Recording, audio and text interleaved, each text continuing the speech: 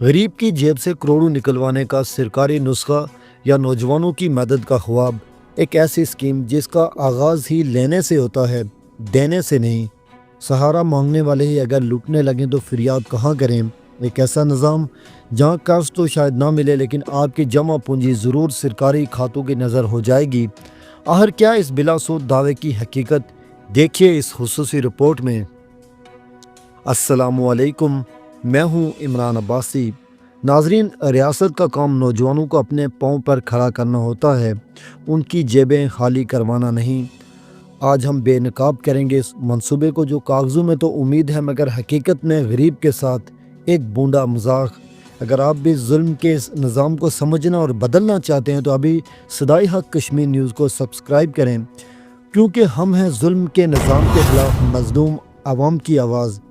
تفصیلات کے مطابق ریاست نے نوجوانوں کو معاشی سہارا دینے کے لیے بلا سود قرضوں کا نعرہ تو بلند کر دیا، مگر جب اس اسکیم کی تہوں کو خریدا گیا تو حقیقت انتہائی تشویشناک نکلی۔ سب سے پہلے وار نوجوانوں کی جیب پر فارم کی فروخت کی صورت میں کیا جا رہا ہے۔ ذرا سوچئے، اگر لاکھوں بے روزگار نوجوان 500 سے 2000 روپے دے کر صرف کاغذ کا ایک ٹکڑا خریدے گی تو کروڑوں روپے تو حکومت کے پاس ہی اکٹھے ہو جائیں گے۔ یہ پیسہ کسی امیر سے نہیں بلکہ اسی غریب سے لیا جا رہا ہے جسے مدد کا جھانسا دیا گیا۔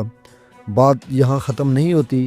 فارم جمع کروانے کے بعد تصدیق اور کاغذات کی مد میں نوجوانوں کو مزید خرچ کرنا پڑتا ہے، یعنی قرض ملا نہیں لیکن مقروض ہونے کا سفر شروع ہو چکا ہے۔ شرائط ایسی رکھی گئی ہیں کہ عقل دنگ رہ جائے۔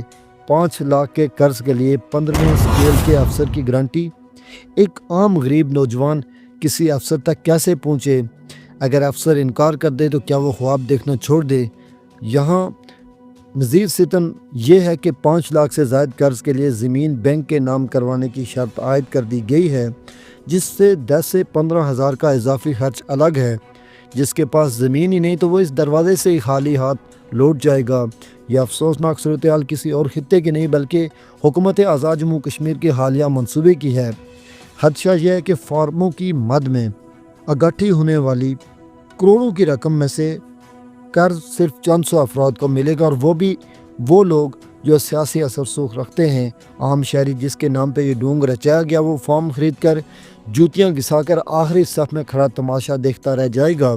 وزیر اعظم آزاد جموں کشمیر اگر واقعی مخلص ہیں تو اس اسکیم کو کاروبار نہ بنائیں بلکہ سہولت بنائیں۔ فارم مفت دیے جائیں، گارنٹی کا نظام آسان ہو اور زمین گروی رکھنے کی شرط ختم کی جائے۔